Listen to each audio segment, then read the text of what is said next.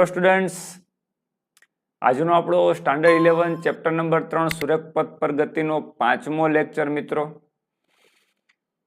લગભગ 4 લેક્ચરની અંદર તત્કાલીન ઝડપ સુધી મેં કોન્સેપ્ટ સમજાવી દીધા, એને રિલેટેડ કેવા એમસીક્યુઝ પૂછાય એ પણ આપણે ચર્ચા કરી દીધી છે.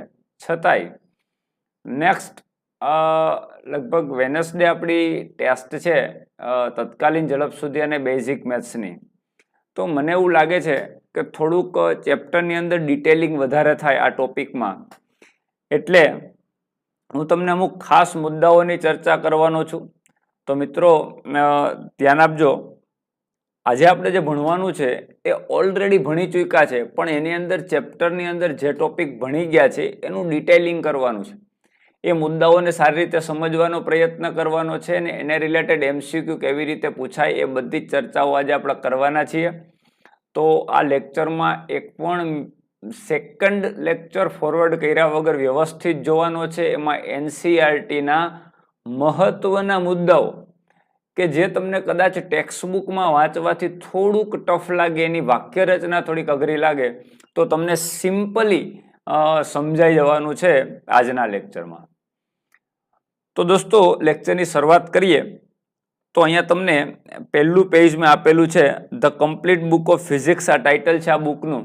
મિત્રો આ બુકની અંદર અમુક એનસીઈઆરટીના એવા મુદ્દાઓ છે કે જે તમને સમજવામાં તકલીફ થાય એ ઇઝીલી આની અંદર આપેલા છે અને એકદમ શોર્ટ મુદ્દા વાઇઝ આપેલા છે. તો મુદ્દાઓને સમજવાનો પ્રયત્ન કરીએ તો વધારે આપણું કોન્સેપ્ટ ક્લિયર થશે. મિત્રો આ બુકનું જે આપણું પેજ નંબર 91, આ બુકનું પેજ નંબર 91 ઉપર આમ તો અંતર સ્થાનાંતર બધી વસ્તુ ભણી ગયા છે, પણ ડિટેલિંગનો મતલબ શું છે, એક પણ મુદ્દો આપણો મિસ ન થાય. મિત્રો અહીંયા તમે જોઈ શકો છો અંતર અને સ્થાનાંતર વચ્ચે સરખામણી આવો એક અલગથી ટોપિક આપેલો છે. તો એ રીતે ઘણી વખત વિદ્યાર્થીને એ પણ ખબર નથી હોતી કે ઝડપ અને વેગ વચ્ચે શું ડિફરન્સ છે, સ્થાનાંતર અને કપાયેલું અંતર વચ્ચે શું ડિફરન્સ છે. એને રિલેટેડ અમુક મુદ્દાઓ જે છે કે જે ડાયરેક્ટલી નીટમાં કે જી મેઇનમાં પૂછાય તો એમાં કયો ઓપ્શન ચૂઝ કરવો એ ઘણી વખત ખ્યાલ ન આવતો હોય. તો આજે આપણી ટોપિકનું ડિટેલિંગ કરવાના છે. મિત્રો અહીંયા મુદ્દો લખ્યો જો, સ્થાનાંતરનું મૂલ્ય એ બે સ્થાન વચ્ચેના લઘુત્તમ શક્ય અંતર બરાબર છે. એ તો આપણે ચર્ચા થઈ ગઈ કે કોઈ પણ માર્ગે તમે જાઓ, કોઈ પણ માર્ગે તમે જાઓ, ફોર એક્ઝામ્પલ તમે આ રીતનો માર્ગ ચૂઝ કર્યો છે, આ રીતનો માર્ગ ચૂઝ કર્યો જવા માટે, આ તમારો પોઈન્ટ એ છે ને આ તમારો પોઈન્ટ બી છે. તો આ સીધું જે ડિસ્ટન્સ આવે આ રીતનું એ તમારું સ્થાનાંતર છે, લઘુત્તમ અંતર તમારું સ્થાનાંતર બતાવે. અને જ્યારે આ પથની જે લંબાઈ હોય છે આ એ તમારી પથ લંબાઈ અથવા તો અંતર કહેવાય. તો અંતર અને સ્થાનાંતર સરખા હોઈ શકે, ના પણ હોય, તો એ કઈ રીતે જુદા પડે એ આ તમને સમજાવવાનો અહીંયા પ્રયત્ન કર્યો છે. મિત્રો તો તમે જો અંતર greater than or equal to સ્થાનાંતર, તો સ્વાભાવિક છે સ્થાનાંતર અને અંતર સરખાઈ હોઈ શકે.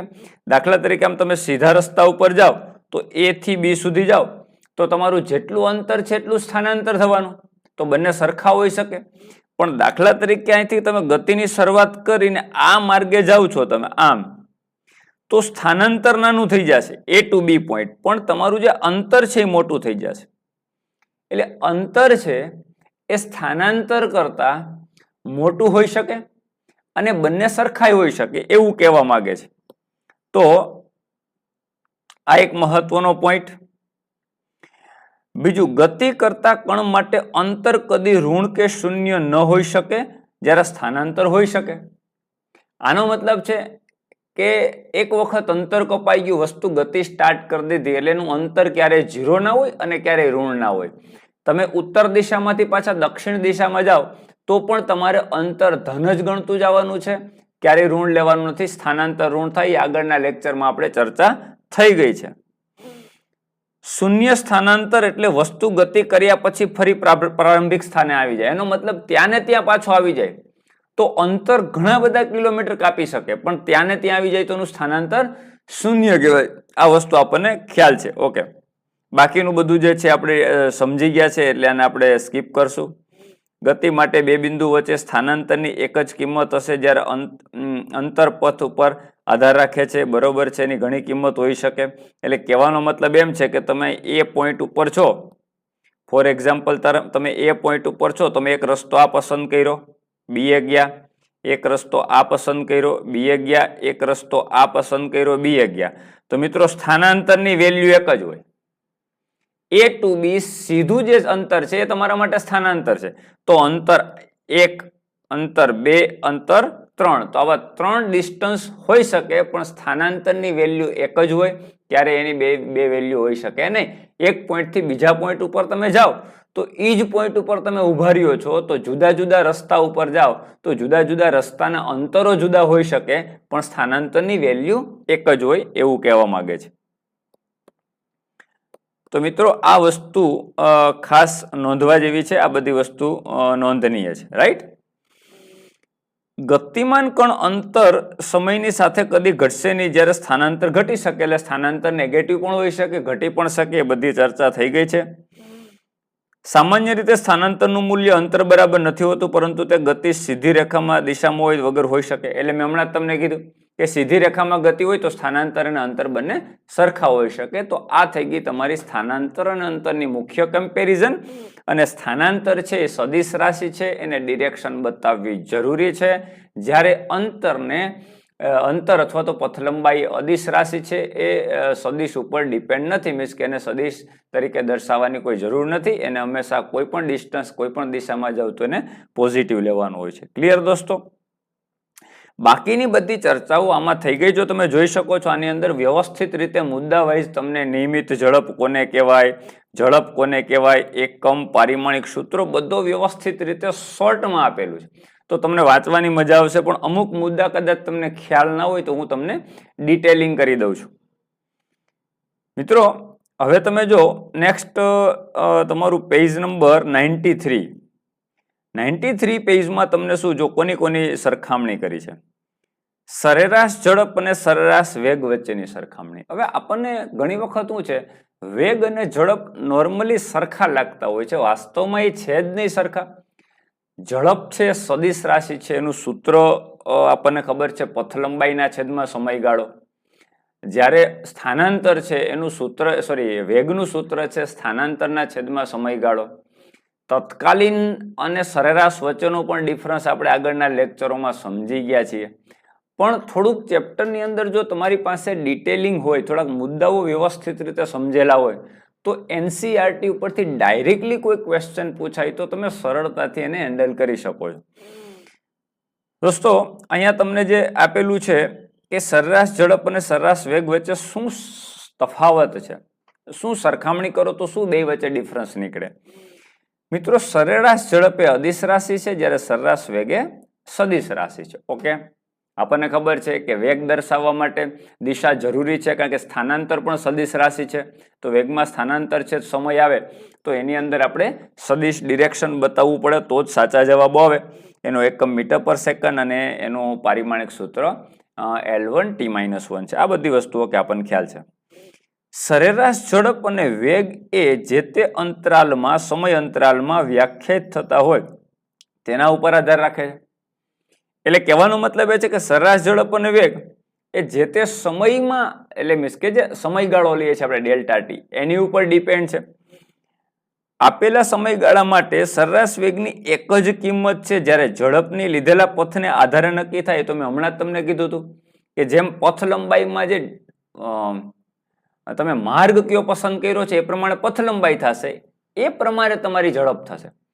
પણ સ્થાનાંતર છે સમયગાળો કરશો એટલે વેગનું મૂલ્ય એક જ મળશે. એટલે કીધું કે આપેલા સમયગાળા માટે સરેરાશ વેગની એક જ કિંમત હોય. શું કામ? કોઈ એક સમયગાળામાં તમે એક પોઈન્ટથી બીજા પોઈન્ટ સુધી ગયા છો તો સ્થાનાંતર તો એક જ રહેવાનું છે, પણ એ જ પોઈન્ટ ઉપર જુદા જુદા માર્ગે આવશો તો તમારી ઝડપ એટલા માટે બદલાશે કારણ કે તમારો પથ લંબાઈ બદલાય છે. રાઈટ? તો એ મુદ્દો જે આપણે ચર્ચા કરી જ ગયા છે. ગતિ કરતા કણ માટે સરેરાશ ઝડપ કદી ઋણ કે શૂન્ય ન હોઈ શકે. T2 ઇન્ફિનિટી સુધી ગમે એટલો સમયગાળો જો અનંત સુધી, ક્યારેય ઝડપ શૂન્ય કે ઋણ ના હોય. મેં હમણાં જ તમને કીધું એને ડિરેક્શન સાથે કોઈ લેવા દેવા નથી. દાખલા તરીકે આ ડિરેક્શનમાંથી આમ જાય છે તો આ 5 મીટર છે, આ 2 મીટર છે અને આ 3 મીટર છે. તો સીધો સરવાળો થાય 5 + 2 7, 7 અને 3 10, એટલે અંતર થઈ ગયું તમારું 10 મીટર.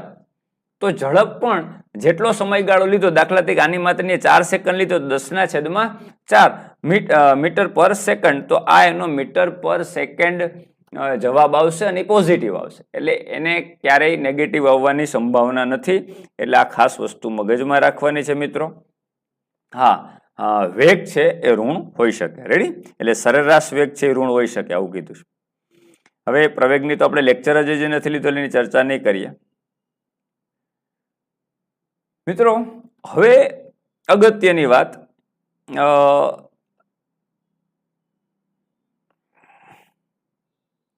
આમાં કદાચ હજી બીજી કમ્પેરિઝન જોઈએ મિત્રો. તત્કાલીન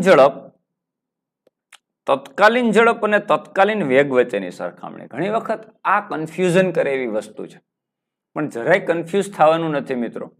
વ્યવસ્થિત રીતે સમજવાનો પ્રયત્ન કરો તો બહુ ઇઝી વાત છે. હું તમને એક સિમ્પલ વાત સમજાવું છું. એક આપણે આ રીતે આમ ગોળ ગોળ માર્ગે આમ ઘૂમીએ છીએ, આમ વર્તુળાકાર પથ ઉપર. પછી આની અંદર આપણે મુદ્દાઓ 1 by 1 ચર્ચા કરીએ, પણ આ તમને એક સમજાવી દો કોમન વસ્તુ. તમારી એક કાર છે, આવા ગોળ રસ્તા ઉપર ઘૂમે છે. તમે આ લોકેશન ઉપર આવ્યા છો, એક્ઝેક્ટ તમે આ લોકેશન ઉપર આવ્યા છો, તો તમારી વેગની દિશા એ વર્તુળને બનાવેલા સ્પર્શકની દિશા હોય. આ વેગની વિની દિશા કહેવાય. આ વેગની દિશા કહેવાય મિત્રો. જો ફરતા ફરતા તમે અહીંયા આવો છો તો આ પોઈન્ટ આગળ વેગની દિશા આ હોય. આ વેગની દિશા કહેવાય. તમે ફરતા ફરતા અહીંયા આવો છો તો આ જે સ્પર્શક બનાવો છો એ વેગની દિશા છે. તો મિત્રો, તત્કાલીન વેગ એટલે જે તે સમયે વેગ, અને વેગ છે સદિશ રાશિ છે. તો સદિશ રાશિને બે રીતે દર્શાવવાની હોય, એના મૂલ્યથી અને એની દિશાથી. ધારો કે તમારી કાર છે આ લોકેશન ઉપર, આ લોકેશન ઉપર તમારી કાર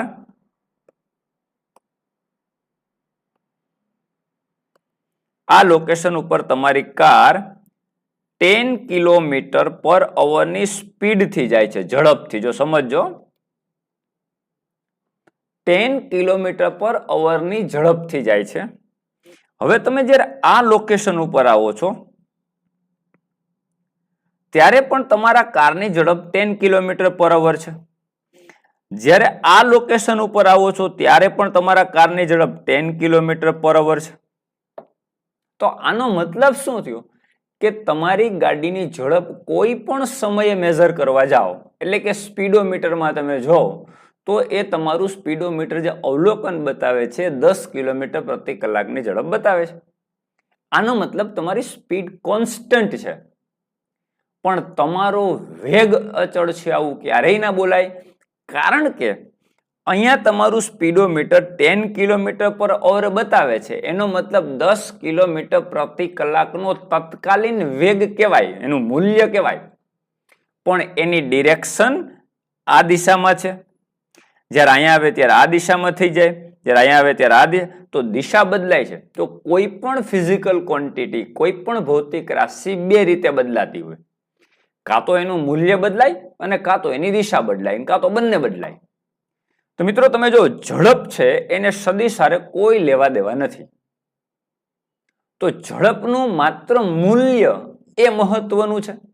તો ઝડપ આ પોઈન્ટ ઉપર 10, આ પોઈન્ટ ઉપર 10, આ પોઈન્ટ ઉપર 10, તો તમારી ઝડપ અચળ છે એમ બોલાય.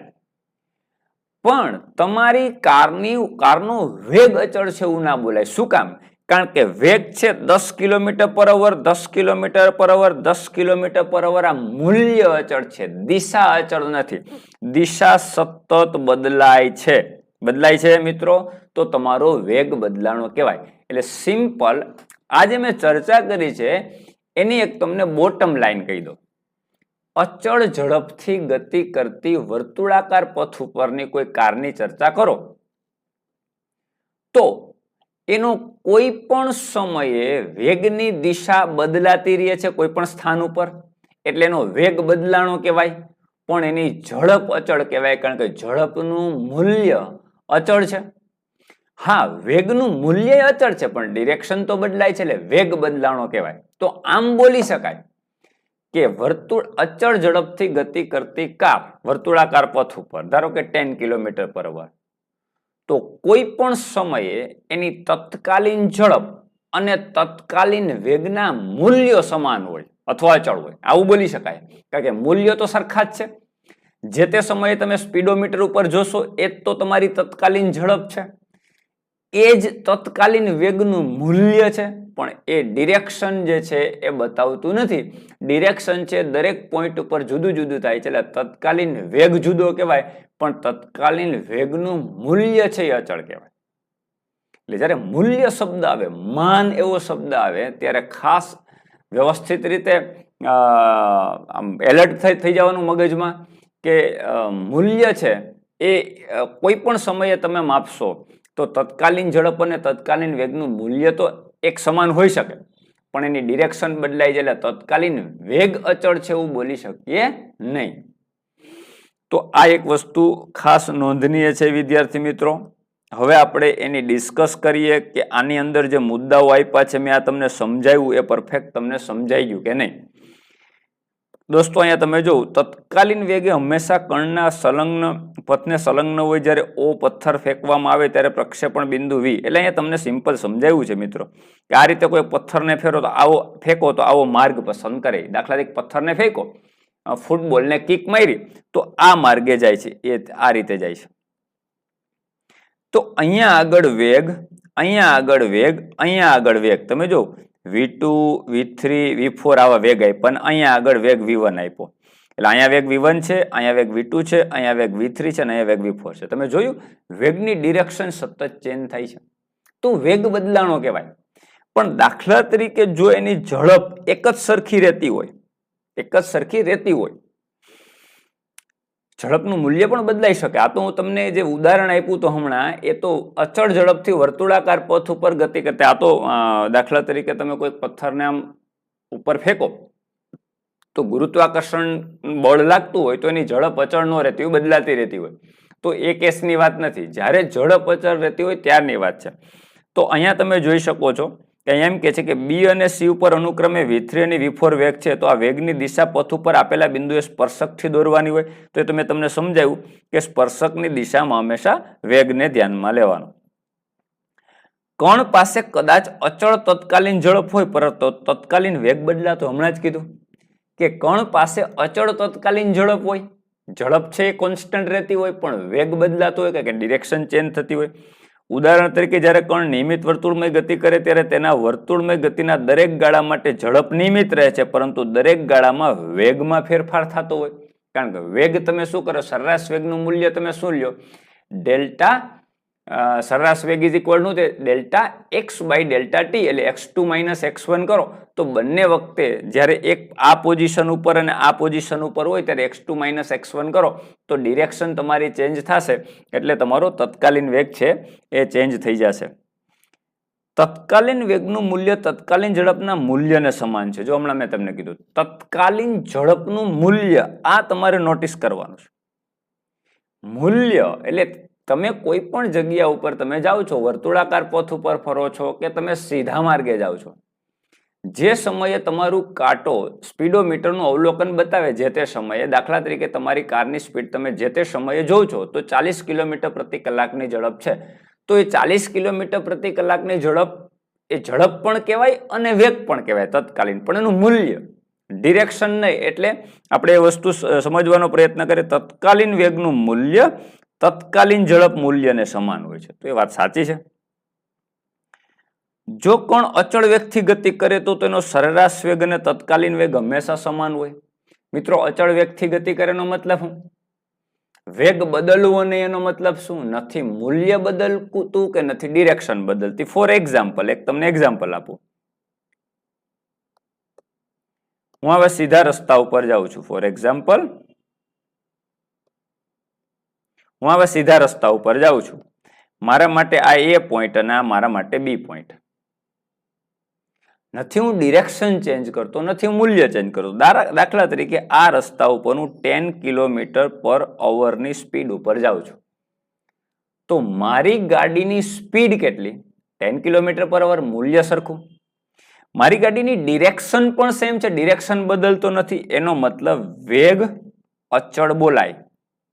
અને વેગ અચળ છે તો જેટલું મને સરેરાશ વેગનું મૂલ્ય મળશે એટલો જ મને તત્કાલીન, અહીંયા તમને જે મુદ્દો આપણે છે તત્કાલીન વેગનું મૂલ્ય, અહીંયા આપણે એક મિનિટ આપણે થોડું નીચે લઈ લઈએ આને. આ તમારો એ પોઈન્ટ, આ તમારો બી પોઈન્ટ. મિત્રો આ 10 km/h ની સ્પીડે તમે જાઓ છો તો અહીં આપણો મુદ્દો જે ચર્ચા કરતા તે શું હતું? તત્કાલીન વેગનું મૂલ્ય તત્કાલીન ઝડપના મૂલ્યને સમાન છે. પછી જો કણ અચળ વેગથી ગતિ કરે તો તેનો સરેરાશ વેગ અને તત્કાલીન વેગ હંમેશા સમાન હોય. અચળ વેગથી ગતિ કરે તો આપણે કન્ડિશન મૂકી દે. અચળ વેગ કોને કહેવાય? મૂલ્ય અને દિશા સમાન હોય, બદલવું ના જોઈએ. તો અહીં તમને ઉદાહરણ આપ્યું છે કે 10 km/h ની ઝડપે એટલે મૂલ્ય અચળ છે અને ડિરેક્શન એ અચળ જ છે, સેમ છે. તો આને મતલબ આને કહેવાય અચળ વેગ. હાલો ક્લિયર, આ વસ્તુ સમજાઈ ગઈ મિત્રો? આઈ હોપ બધાને આ વાત સમજાઈ ગઈ. અચળ વેગ આને કહેવાય. હવે જો હું આમ ટર્ન માર લઉં ગાડીને આમ, તો એનો મતલબ વેગની ડિરેક્શન બદલાઈ ગઈ, તો આને અચળ વેગ કહેવાય નહીં.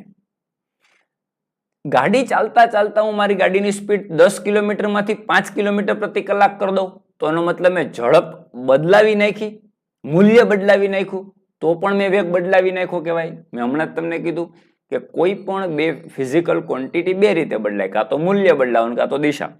મિત્રો મૂલ્ય મહેનત બદલાયું, ડિરેક્શન ચેન્જ કરી નાખી તો પણ મારો વેગ બદલાણો કહેવાય. હવે એને કીધું કે જો કણ અચળ વેગથી ગતિ કરે, મેં સાહેબ ઉદાહરણ આપ્યું, તો તેનો સરેરાશ વેગ અને તત્કાલીન વેગ હંમેશા સમાન હશે. માપો મિત્રો, સરેરાશ વેગ તમે કેવી રીતે લખશો? સ્થાનાંતર છેદમાં સમયગાળો. તો સ્થાનાંતર કેટલું? આટલું. છેદમાં સમયગાળો, ધારો કે આ 10 સેકન્ડ લીધી તો આ 10 સેકન્ડ. સ્થાનાંતર કેટલું? 10 કિલોમીટર. સમયગાળો કેટલો? 10. 10/10 એટલે તમને જે પણ મળ્યો એ તમારો જવાબ 1 મળ્યો, એ સરેરાશ વેગ માટે મળ્યો. તત્કાલીન વેગ તમે ગણતરી કરશો A થી B સુધીમાં, તો તત્કાલીન વેગ તમે શું ગણશો? જે તે સમયે વેગ. તો કોઈ પણ સમયે તમે વેગનું મૂલ્ય માપો એ તો 10 km/h જ રહેવાનું છે, તો બદલાવાનું છે જ નહીં. તો તત્કાલીન કોઈ પણ સમયગાળો, કોઈ પણ સૂક્ષ્મ સમયગાળો લ્યો તમે, કોઈ પણ સૂક્ષ્મ સમયગાળો, અહીંથી આટલો લ્યો, અહીંથી અહીં સુધીનો સમયગાળો, અહીંથી અહીં સુધીનો સમયગાળો લ્યો, તો અચળ જ ઝડપ રહે છે, ડિરેક્શન પણ ચેન્જ થતી નથી. તો એનો મતલબ સરેરાશ વેગનું મૂલ્ય તમારું જે હશે એ જ તત્કાલીન વેગનું મૂલ્ય રહેશે. તત્કાલીન વેગ મિત્રો ક્યારે બદલાશે? જ્યારે કાં તો એનું મૂલ્ય બદલાશે અને કાં તો ડિરેક્શન બદલાશે. હવે આપણા બેમાંથી એકેય બદલતા નથી, તો જે સરેરાશ વેગનું મૂલ્ય છે એ જ તત્કાલીન વેગનું મૂલ્ય થશે. જો સ્થાનાંતર એ સમયના વિધેય તરીકે આપવામાં આવે તો સ્થાનાંતરનું સમય સાથેનું વિકલન વેગ આપે છે. તો ભણી ગયા આપણે કે સ્થાનાંતર સમય સાથે બદલાતું હોય સ્થાન પદાર્થનું, તો એનું વિકલન કરો x નું t ની સાપેક્ષે, તો એ વેગનું મૂલ્ય આપે. એ તો આપણે ભણી ગયા છે, એની કઈ ચર્ચા કરવાની જરૂર નથી. ક્લિયર દોસ્તો? તો આ થઈ ગયો તમારો તત્કાલીન ઝડપ અને તત્કાલીન વેગ વચ્ચેનો સંબંધ. અને આ જે બધા ઇક્વેશન આપ્યા એ તો મેં તમને સમજાવી દીધા છે લેક્ચરમાં, કે x એ t ની સાથે બદલાય. જો અમે સમયના વિધેય તરીકે છે, તો અહીંયા વિકલન કર્યું છે. વેગ બરાબર શું થાય? dx/dt. ચલો a0 અચળ છે, એનું વિકલન 0 થાય એટલે લખ્યું નથી. -at નું વિકલન થાય -a1 એટલે આવી ગયું -1. a2t² નું વિકલન થાય 2 આગળ આવે ઘાતના નિયમ પ્રમાણે એટલે 2a2t થાય એટલે આ 2a2t થઈ ગયું. તો આ તમને વેગ આપે. તો એમ કે છે કે વેગ, તત્કાલીન વેગ શું છે? તો કે સ્થાનાંતર સમયારે બદલાતું હોય તો એનું x નું t ની સાપેક્ષે વિકલન કરો તો એ તમને તત્કાલીન વેગ આપે. હવે તમને એમ કીધું કે ભાઈ t બરાબર 2 સેકન્ડે વેગ શોધો, તો આ સૂત્રમાં t જ્યાં દેખાય ત્યાં 2 સેકન્ડ મૂકી દેવાનું એટલે તમને જે વેગ મળે એ t બરાબર 2 સેકન્ડે મળશે. ક્લિયર દોસ્તો? અહીં લખ્યું છે પણ જો ટી ની આપેલી કિંમત માટે આપણે તત્કાલીન વેગ શોધી શકીએ. દાખલા તરીકે ટી બરાબર 0 સમયે તત્કાલીન વેગ શું? એટલે ટી બરાબર અહીં 0 મૂકી દો તો આ પદ 0 થઈ ગયો.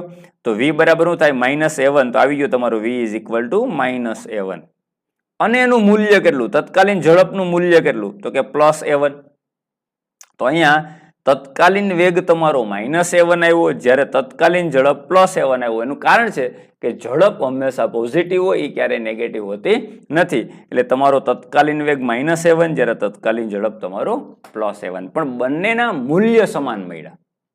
ક્લિયર મિત્રો? તો આ એક વસ્તુ સમજવા જેવી હતી. બાકીનું બધું સમજાઈ જાય એવું છે, એટલે એને આપણે સ્કીપ કરીએ. હવે મહત્વની વસ્તુ સમજીએ. જો ખાસ અત્યારે જે સમજવાનું છે એ આપણા છે ગ્રાફ. દોસ્તો ગ્રાફ જે છે ને એ બહુ ઇમ્પોર્ટન્ટ છે. અહીંયા તમને સ્થાન સમયના આલેખો માટેની માહિતી આપી. તો આપણે તત્કાલીન ઝડપ અને સરેરાશ વેગ સુધી સમજી ગયા છે, તો આપણને ગ્રાફ વિશે ડિટેલિંગ હોવું જોઈએ. એટલે મેં ધ કમ્પ્લીટ બુક ઓફ ફિઝિક્સની અંદર મિત્રો અલગથી ગ્રાફ માટેની બધી માહિતી આપી. જો એમાં વક્ર ગ્રાફ છે, સુરેખ ગ્રાફ બધા છે. આપણે 1 બાય 1 બધા ગ્રાફની ડિસ્કસ કરીએ તો આપણને એક ખ્યાલ આવે કે આપણે કેવી રીતે એને ટેકલ કરશું. ફોર એક્ઝામ્પલ, તમને ગ્રાફ ઉપરથી કોઈ ક્વેશ્ચન પૂછ્યા, તો પેલો ગ્રાફ તમારો શું બતાવે છે? તમે જો કે ભાઈ એક્સ વિરુદ્ધ ટી નો ગ્રાફ છે. જો એ સમયની અક્ષ તમારી છે એને સમાંતર હોય, આ વાત ચર્ચા આપણે ક્લાસમાં થઈ ગઈ છે, પણ તો થોડું તમને વધારે આઈડિયા આવે. થીટા ઇઝ ઇક્વલ ટુ 0 હોય ત્યારે વેગ બરાબર 0. શું કામ? તમે કોઈ પણ સમયે જો ધારો કે 1 સેકન્ડ છે, ધારો કે 2 સેકન્ડ છે, ધારો કે 3 સેકન્ડ, તમે આની ઉપર તમે કોઈ પણ આ ડોટ્સ કરો અને આ તમારું 10 મીટર હોય, તો 1 સેકન્ડે પણ તમારું સ્થાન 10 મીટર, 2 મીટર, 2 સેકન્ડે 10 મીટર, 3 સેકન્ડે 10 મીટર. આનો મતલબ શું થયો? કે તમે તમારું જે જગ્યા છે તો બદલતા જ નથી. સમય આગળ જાય છે, 1 સેકન્ડ બાદ તમે ત્યાં છો, 2 સેકન્ડ બાદ તમે ત્યાં છો. એટલે ધારો કે તમે તમારા ઘરમાં, તમારી સ્કૂલ ઉપર, કે તમે તમારા ઘરમાં કોઈ ચેર ઉપર બેઠા છો. હવે આફ્ટર 10 સેકન્ડ તમે ત્યાં ને ત્યાં જુઓ, એનો મતલબ તમે ગતિ કરતા નથી. એટલે તમારી સ્પીડ 0 છે, તમારો વેગ 0 છે. તો અહીંયા તમને કીધું કે થીટા ઇઝ ઇક્વલ ટુ 0 ત્યારે વેગ 0. તો સાચી વાત છે, થીટા 0 મિત્ર એક અક્ષ સાથે કોઈ ખૂણો બનાવતું નથી. બંને લાઈન સમાંતર હોય ત્યારે ખૂણો કેટલો કહેવાય? 0. તો થીટા બરાબર 0 ત્યારે વેગ 0. એટલે સમય અક્ષને સમાંતર રેખા કોણ સ્થિર સ્થિતિમાં એવું બતાવે. તો મેં તમને આની ચર્ચા આગળના લેક્ચરમાં કરી દીધી છે.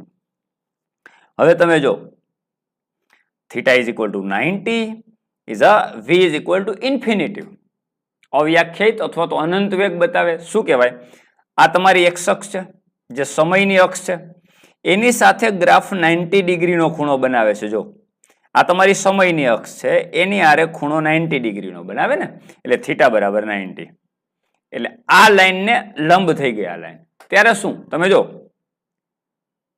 સમય આ છે, મેં તમને કદાચ આ ગ્રાફ પછી લઈએ, ચલો એટલે તમને આઈડિયા આવે. મેં તમને કીધું કે ભાઈ કોઈ પણ સ્થાન વિરુદ્ધ સમયનો ગ્રાફ લ્યો, એની સુરેખા જે હોય એ ઢાળ એટલે કે થીટા, એટલે કે tan થીટા, એટલે કે અહીંયા તમને કીધું થીટા બરાબર અચળ હોય ત્યારે વેગ અચળ હોય. આ તો મેં તમને કીધું હતું કે એક સુરેખાને એક જ ઢાળ શક્ય હોય, અને એનું સમીકરણ પણ ભણાવ્યું હતું, y is equal two mx plus c. મારા આગળના લેક્ચરો જોઈ લેજો જેને જોયા ના હોય. જ્યાં y is equal two mx plus c માં m છે એ સુરેખાનો ઢાળ કહેવાય, અને ઢાળ એક સુરેખાને એક જ ઢાળ શક્ય છે એટલે કે વેગ અચળ છે. તો મિત્રો આ સુરેખાનો તમે ઢાળ થીટા મેળવશો, મીન્સ કે tan થીટા મેળવશો, તો સામેની બાજુ અને છેદમાં પાસેની બાજુ એ તમારો વેગ બતાવે ને અચળ હોય. રાઈટ? ત્યારે પ્રવેગ 0, પ્રવેગની ચર્ચા નથી કરી. વેગ અચળ હોય એટલે વેગમાં બદલાવ જ્યારે ના થતો હોય ત્યારે પ્રવેગ ન કહેવાય, એટલે પ્રવેગ 0. એ પ્રવેગની ચર્ચા પછી કરશું. અચળ ઢાળ સાથેની રેખા કણનો અચળ વેગ દર્શાવે છે. તો એક સુરેખાને એક જ ઢાળ હોય અને ઢાળનું મૂલ્ય જ વેગ છે. એટલે y અક્ષના છેદમાં x અક્ષ, એટલે આ તમારું સ્થાનાંતર બતાવે, આ સમયગાળો બતાવે, એ તમારો વેગ બતાવે, અને આ થીટાનું એક જ મૂલ્ય મળે એટલે વેગ કેવો હોય? અચળ. જેમ જેમ ઢાળ વધે, ધારો કે આ ઢાળ ઘટ્યો તો વેગ ઘટશે, ઢાળ વધ્યો તો વેગ વધ્યો, ઢાળ હજી વધે તો વેગ વધે, ઢાળ વધે તો વેગ વધે. એટલે સમય અક્ષને થીટા જે બનતો હોય એ નાનો તો વેગ નાનો, સમય અક્ષને થીટા મોટો બનતો હોય તો ઢાળ મોટો તો વેગ મોટો, સમય અક્ષને થીટા હજી મોટો તો વેગ મોટો, અને સમય અક્ષને થીટા આ રીતનો 90 મેક્સિમમ તો વેગ મેક્સિમમ એટલે લગભગ કેવો ઇન્ફિનિટી.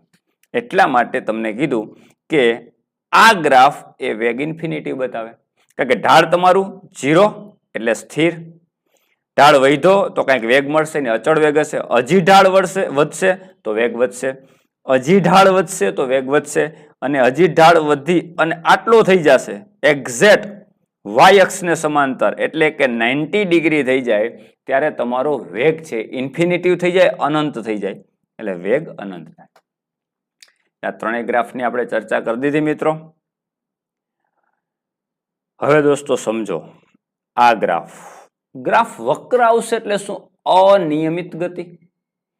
ગતિમાં નિયમિતતા નથી એટલે વેગ અચળ નહીં હોય, કોઈ પણ સમયે વેગ બદલાતો રહેતો હશે. એટલે ફોર એક્ઝામ્પલ અહીંયા આગળ વેગ જુદો, અહીંયા આગળ વેગ જુદો, અહીંયા આગળ વેગ જુદો, અહીંયા આગળ વેગ જુદો. શું કામ? હવે સમજીએ ને આપણે અહીંયા જ ગ્રાફ ડ્રો કરીએ એટલે ખ્યાલ આવે તમને. ધારો કે એક આપણે ગ્રાફ અહીં બતાવીએ, તમને વધુ સારી રીતે સમજાય એટલે હું આગળના પેજમાં જતો રહું અહીંયા, અને વ્યવસ્થિત રીતે તમે જોઈ શકો. ઓકે, હું એક ગ્રાફ બતાવું છું તમને. આ એક ગ્રાફ,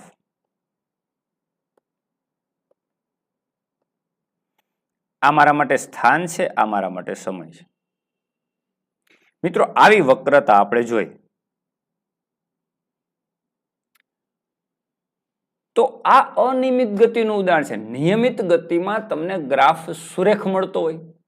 અહીંયા તમે જો શરૂઆતની દાખલા તરીકે સમય સાથે બતાવું. ચલો આ 10 સેકન્ડ, આ 20 સેકન્ડ, આ 30 સેકન્ડ, આ 40 સેકન્ડ, આ 50 સેકન્ડ, રાઈટ? હવે અહીંયા અંતર બતાવું. આ 100 મીટર,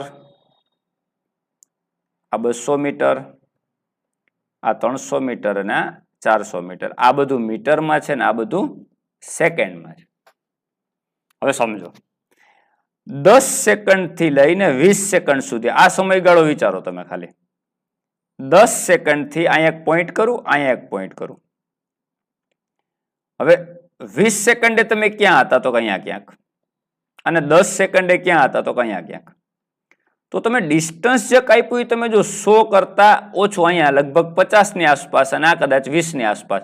50 માંથી 20 માઇનસ કરો એટલે આજે તમને ગાળો મળ્યો એ 30 નો મળ્યો, એકદમ સૂક્ષ્મ ગાળો મળ્યો. એટલે 10 થી 20 સેકન્ડ દરમિયાન જે તમે અંતર કાપ્યું એ આને 20 ગણી લ્યો ધારો કે, અને આને 50 ગણી લ્યો તો 20 અને 50 ની વચ્ચેનું અંતર કેટલું થયું? 30 મીટર. તો તમે 30 મીટર અંતર કાપ્યું 10 થી 20 સેકન્ડ સમયગાળામાં. એ જ તમે જો આ 30 આને આમ લંબાવો અને 40 આને આમ લંબાવો, આને લંબાવો અને આને આમ લંબાવો. તમે જોવો તો ખરા અહીંયા કેટલું હશે? લગભગ 150, 100 અને 200 ની વચ્ચે. અહીંયા કેટલું હશે? 400. તો 400 માંથી 150 માઇનસ કરો એટલે કેટલું થયું તમારું?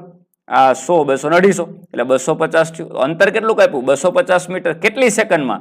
તો કે 10 જ સેકન્ડમાં ભાઈ. 30 થી 40 સેકન્ડનો ગાળો તો 10 જ સેકન્ડ. એટલે શરૂઆતની જે 10 સેકન્ડ હતી, 10 થી 20 સેકન્ડ, એમાં ખાલી 30 મીટર અંતર કપાણું. જ્યારે લાસ્ટ 30 થી 40 સેકન્ડના અંતર મળશે 10 સેકન્ડના ગાળામાં 250 મીટર અંતર કપાણું. તો ઝડપમાં તમે અનિયમિતતા જો. શરૂઆતમાં ગાડી ધીમી હતી, હવે અચાનક જ ગ્રાફ આમ વધ્યો તો સમય તો 10 જ સેકન્ડ થઈ, પણ તમારો વેગ એટલો બધો વધી ગયો હતો કે જેથી કરીને તમને આ 10 સેકન્ડમાં 250 મીટર તમારી કાર અથવા તો ગાડી અંતર કાપ્યું. તો મિત્રો આ થઈ તમારી અનિયમિત ઝડપ. એનો મતલબ કોઈ પણ બિંદુએ તમે તત્કાલીન ઝડપ મેળવવી હોય, જે તે સમયે ઝડપ એટલે તત્કાલીન ઝડપ, એ મેળવવી તો કેમ મેળવવી? સિમ્પલ. તમારે શું કરવાનું? ધારો કે મારે 30 સેકન્ડે ઝડપ મેળવવી. તમને થોડું વ્યવસ્થિત દેખાય એટલે આ બધું જવા દઈએ. ઓકે, ફરીથી આપણે ગ્રાફ ડ્રો કરીએ. એક્સ વિરુદ્ધ ટી નો ગ્રાફ છે. આવો કંઈક ગ્રાફ છે. આ 10 સેકન્ડ, આ 20 સેકન્ડ, આ 30 સેકન્ડ, આ 40 સેકન્ડ. તમને કીધું કે 30 સેકન્ડે તત્કાલીન ઝડપ શોધો, તો તમે કેમ કરશો? તત્કાલીન ઝડપ તો જે તે સમયની ઝડપ છે, ગ્રાફ ઉપરથી કેમ મેળવશો? મિત્રો 30 સેકન્ડે આપણે જોતું રહેવાનું, ત્યાં એક ડોટેડ લાઈન કરવાની, આમ ત્યાં એક પોઈન્ટ બનાવવાનો, આ પોઈન્ટ થઈ ગયો, ક્લિયર. ત્યાં આમ સ્પર્શક બનાવવાનો, એક્ઝેક્ટ આમ સ્પર્શક ડ્રો કરવાનો. અહીંયા ધારો કે 200 મીટર છે, અહીં ધારો કે 300 મીટર છે, અહીં ધારો કે 100 મીટર છે, વોટેવર, રાઈટ. તો તમારે શું કરવાનું છે? જે તે બિંદુએ દોરેલો સ્પર્શક એ તમને તત્કાલીન ઝડપનું મૂલ્ય આપશે. જે તે બિંદુએ દોરે, કારણ કે દરેક બિંદુ પર ઝડપ જુદી છે, તમે જોઈ શકો છો, અનિયમિત ઝડપ છે. તો કયા સમયે તમારે ઝડપ શોધવી, તો તમારો ક્વેશ્ચન છે. તો મારે 30 સેકન્ડે ઝડપ શોધવી, 30મી સેકન્ડે. તો હું 30મી સેકન્ડે એક ગ્રાફ ઉપર ડોટ દોરીશ અને એની સુરેખા કરીશ, અને સુરેખાનું જે ઢાળ લઈશ, આ સુરેખાનો ઢાળ મને તત્કાલીન ઝડપ આપશે. હવે ઢાળ કેમ મેળવવાનું? એને આપણે ધારો કે આમ 90 ડિગ્રી ઉપર ડ્રો કરી દઈએ, આ થીટા કહી દઈએ. તો મિત્રો ઢાળનું મૂલ્ય મેં તમને સમજાવી દીધું કે tan θ ઇઝ ઇક્વલ ટુ સામેની બાજુ, મીન્સ કે આ સામેની બાજુ. ચલો આને આપણે જોઈ લઈએ, આ કેટલું થયું? 200. આ સામેની બાજુ એટલે 200 અને 300 ની વચ્ચે કેટલું થાય અંતર? 100. એટલે આ 100 થઈ ગયું. 300 માંથી 200 માઇનસ કરો એટલે 100. અને આ કેટલું થઈ ગયું? આ 40 સેકન્ડ માંથી 30 સેકન્ડ 10. તો 100 ના છેદમાં 10 એટલે તમારું કેટલું થયું? 10 મીટર પર સેકન્ડ. 30 સેકન્ડે તમારી ઝડપ થઈ 10 મીટર પર સેકન્ડ. આ તમારું શું બતાવે? તત્કાલીન ઝડપ. કોની ઉપરથી? ગ્રાફ પરથી. તો ગ્રાફ ઉપરથી પણ તમે ઝડપ મેળવી શકો સરળતાથી, કારણ કે અનિયમિત ઝડપ એટલે જુદા જુદા સમયે ઝડપ તમને જુદી જુદી મળશે. તો કેવી રીતે તત્કાલીન ઝડપ મેળવવી એ આપણને ખ્યાલ હોવો જોઈએ. ક્લિયર દોસ્તો? ફરીથી એ ગ્રાફમાં આવીએ. ઓકે, થીટા વધે છે, જો વધે છે, જો કન્ટિન્યુ વધે છે. થીટા દરેક વખતે સરખો નહીં. અહીંયા સ્પર્શક દોરો તો થીટા નાનો, અહીંયા સ્પર્શક દોરો તો થીટા મોટો, અહીંયા સ્પર્શક દોરો તો થીટા મોટો. થીટા વધે છે, તેથી વી વધે છે, એટલે કે વેગ વધે છે. ચલો પ્રવેગની ચર્ચા હમણાં મૂકીએ, પછી જોશું. સ્થાન અક્ષ તરફથી વળતી રેખા એ કણના વેગમાં વધારો દર્શાવે છે, એટલે કણ પ્રવેગ ધરાવે છે, એટલે વેગ વધે છે, વેગ અચળ નથી. તો મેં હમણાં જ તમને કીધું, જ્યારે વેગ અચળ ના હોય ત્યારે જે તે સમયે તમારે વેગનું મૂલ્ય કે તત્કાલીન વેગનું મૂલ્ય જોઈતું હોય તો શું કરવાનું? આ સેકન્ડ ઉપર જોઈએ છે તો અહીં સ્પર્શક દોરવાનો અને એનો શું લેવાનો? ઢાળ. એ તમને તત્કાલીન વેગનું મૂલ્ય આપશે. ત્યારબાદ અહીંયા તમને જે બતાવે છે એ થીટા ઘટે છે એટલે વેગ ઘટે છે. આ ગ્રાફની ઊંધું છે તો એ તો તમને ખબર પડી જાય કે આ થીટા જો પહેલા વધુ હતો, પછી તમે અહીંયા સ્પર્શક દોરો તો થીટા નાનો થાય, હવે અહીંયા સ્પર્શક દોરો તો થીટા નાનો થાય. એક અક્ષની જે ટી સમયની ગ્રાફ સાથે થીટા નાનો થાય તો તમારો વેગ ઘટે, રાઈટ. તો અહીં લખ્યું છે કે સમય અક્ષ તરફ વળતી રેખા કણના વેગમાં ઘટાડો દર્શાવે છે, એટલે કે કણ વિરુદ્ધ પ્રવેગ બતાવે છે. તો પ્રવેગની ચર્ચા પછી કરીશું, રાઈટ. સેમ વસ્તુ અહીંયા થીટા અચળ છે, આ થીટા તો અચળ છે, અહીં થીટા તમારો જો કોન્સ્ટન્ટ છે કે ગ્રાફ છે સુરેખ જ છે, પરંતુ થીટા ગ્રેટર ધેન 90 છે. મેં તમને આની પહેલા કીધું તો આગળના લેક્ચરમાં કે જ્યારે તમારી એક્સ અક્ષ સાથેની ગ્રાફ આ સમય અક્ષ છે એની સાથે થીટા તમારો લઘુ કોણ હોય ત્યારે તમારો વેગ ધન મળે, પણ સમય અક્ષ સાથે થીટા તમારો ગુરુ કોણ હોય આવું હોય ત્યારે તમારો વેગ છે એ ઋણ મળે. તો અહીં જ કીધું છે કે વેગ તમને ઋણ મળે. એ તો આપણે ચર્ચા થઈ ગઈ છે એટલે એની કઈ ચિંતા કરવાની જરૂર નથી. મિત્રો આ ગ્રાફની પણ આપણે ચર્ચા, ઢાળની બધી વાતો થઈ ગઈ. એટલે અહીંયા ઢાળ વધુ છે તો તમારો વેગ વધારે મળે, પછી અહીંયા ઢાળ 0 છે એટલે વેગ 0, પછી અહીં ઢાળ ઓછો છે એટલે વેગ ઓછો થાય, અહીંયા ઢાળ જે છે એ ઋણ મળશે એટલે વેગ ઋણ મળશે. તો એ તો બધી ચર્ચા થઈ ગઈ છે. જુદા જુદા ગાળા માટે આપ્યું છે, આમાં કઈ છે નહીં. મિત્રો હવે આ ગ્રાફ તમે જો, આ લેખ શક્ય જ નથી. શું કામ? અહીં એક પોઈન્ટ હું કરું છું, ચલો આપણે વ્યવસ્થિત રીતે બતાવીએ. અહીં એક હું પોઈન્ટ કરું છું.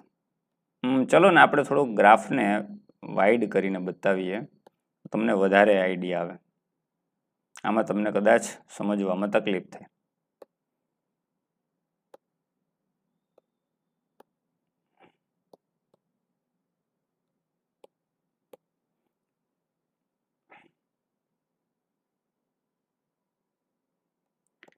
ઓહો, થોડું ટેકનોલોજીમાં તકલીફ થતી હોય ત્યારે આવું બનતું હોય છે ભાઈ. ઓકે, હવે તમે જો આ રીતનો ગ્રાફ છે તમારો. ફોર એક્ઝામ્પલ, ચલો ને તો અહીંયા તમને બતાવ્યો છે, હું અહીંયા પણ બતાવી શકું એવું નથી. ચલો આવો રાઉન્ડ ગ્રાફ બતાવી દઉં.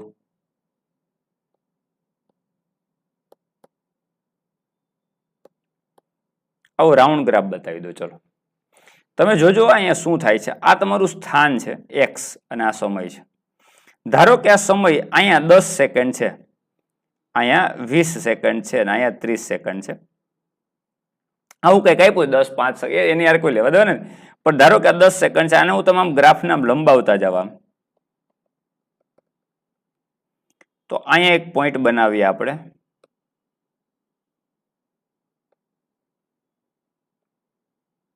અને એક પોઈન્ટ અહીંયા બનાવીએ અને પછી ફરી આ ગ્રાફને આ રીતે આ બાજુ પણ લંબાવી દઈએ.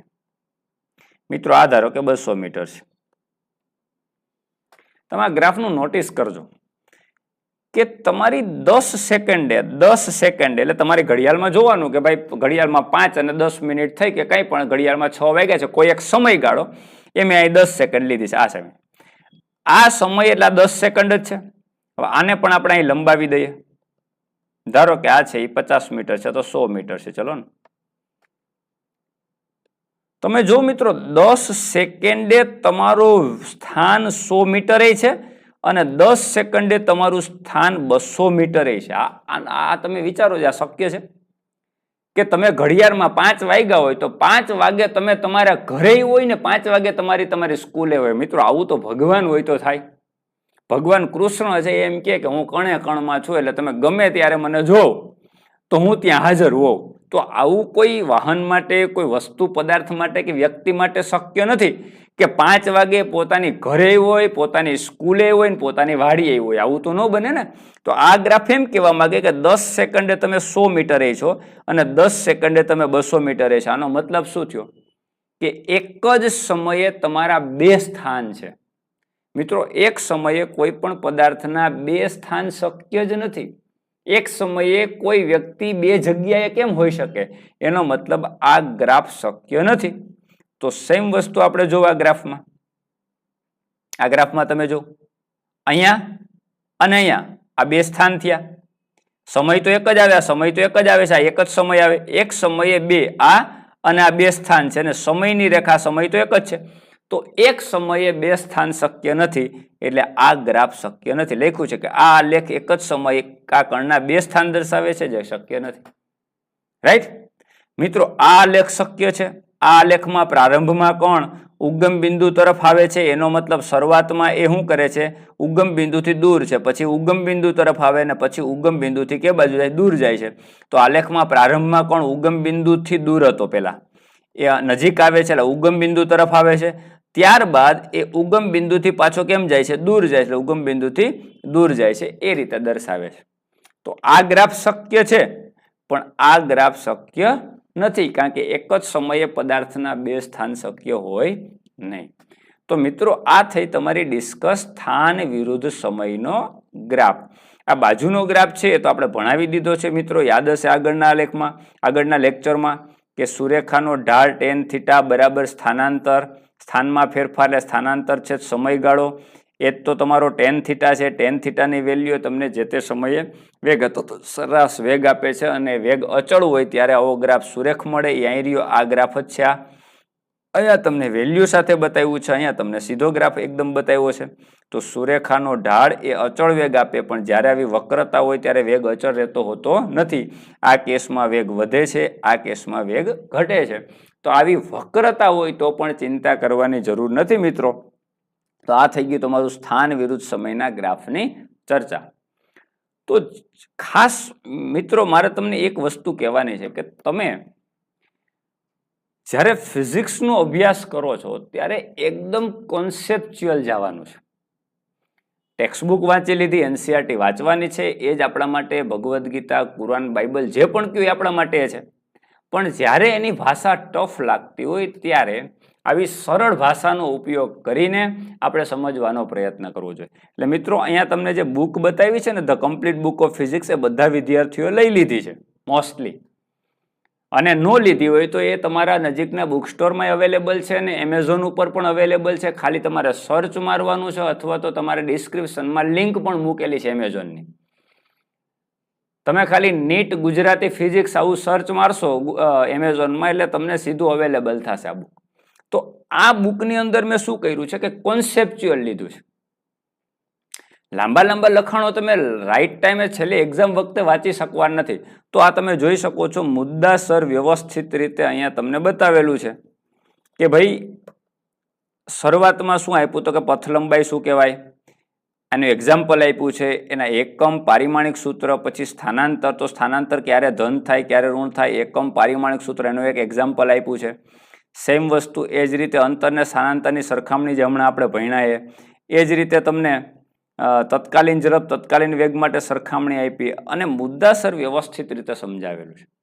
તો તમારી પાસે લાસ્ટ ટાઈમ વાંચવા માટે આવું એક આઈડિયલ વ્યવસ્થિત રીતે મટીરિયલ હોવું જોઈએ જે તમે સરળતાથી તમે એને સમજી શકો. કારણ કે 11th સ્ટાન્ડર્ડ આપણે માત્ર શેના માટે છે? જીમેઇન અને નીટની એક્ઝામ આપવા માટે છે. તો કોમ્પેક્ટ તમારી પાસે જેટલું મટીરિયલ હશે, તમારી પાસે જેટલું તમારી ક્લાસરૂમ નોટ બનાવેલી હશે અથવા તો આવું સારું મટીરિયલ હશે, તો એ તમારા માટે કોમ્પેક્ટ બુક થઈ ગઈ. એ લાઈફ ટાઈમ તમે એને વાંચી શકશો અને એને રિફર કરી શકશો. તો ખાસ વિદ્યાર્થી મિત્રો એક વખત એનસીઈઆરટી વાંચી લો. વાંચ્યા પછી ક્યાં ક્યાં મુદ્દા મગજમાં રાખવા એના માટે આ પ્રકારની રેફરન્સ બુકનો યુઝ કરવો જોઈએ ને એ રેફરન્સ બુક જ વાંચવી જોઈએ. અને મારું ટોટલી જે હું ભણાવું છું એ આ રેફરન્સ બુકના આધારે જ ભણાવું છું. તો ખાસ તમારે ધ્યાનમાં રાખવાનું છે કે આ રીતની શોર્ટ નોટ્સ તમે પણ બનાવી શકો છો અને આ બુકને પણ રિફર કરી શકો છો. તો આઈ હોપ, મને લાગે છે કે આજના લેક્ચરમાં આટલું ઇનફ છે. એટલે મેં તમને તત્કાલીન ઝડપ તત્કાલીન વેગ વચ્ચેનો ડિફરન્સ સમજાવી દીધો, એની વચ્ચેની સરખામણી કરી દીધી, સરેરાશ વેગ અને તત્કાલીન વેગ વચ્ચેની સરખામણી, સ્થાનાંતર પથ લંબાઈ વચ્ચેની સરખામણી કરી દીધી. એટલે તમારો જે ટોપિક છે ને એ પોલિશ કર્યો છે. આપણે તત્કાલીન ઝડપ સુધી તો ભણી ગયા હતા, વિકલન કરવાની વિકલનના નિયમો બધા ભણી ગયા છે, વિકલન કોને કહેવાય એ બધું ભણી ગયા, બેઝિક મેથ્સમાં ડિફરન્સિએશન ઇન્ટિગ્રેશન બધું ભણી ગયા છે. પણ ટોપિકને સ્ટ્રોંગ બનાવવા માટે એનસીઈઆરટી મુજબ જો ટોપિકને સ્ટ્રોંગ બનાવવો હોય તો આવા નાના નાના મુદ્દાઓ છે એને તમારે એકદમ ધ્યાનમાં લેવા પડે અને એ રીતે તમારે અભ્યાસ કરવો પડે. તો આઈ હોપ આજના લેક્ચરમાં આટલું બરોબર છે, ઇનફ છે. નેક્સ્ટ લેક્ચરમાં આપણે કન્ટિન્યુ કરશું. Have a good day.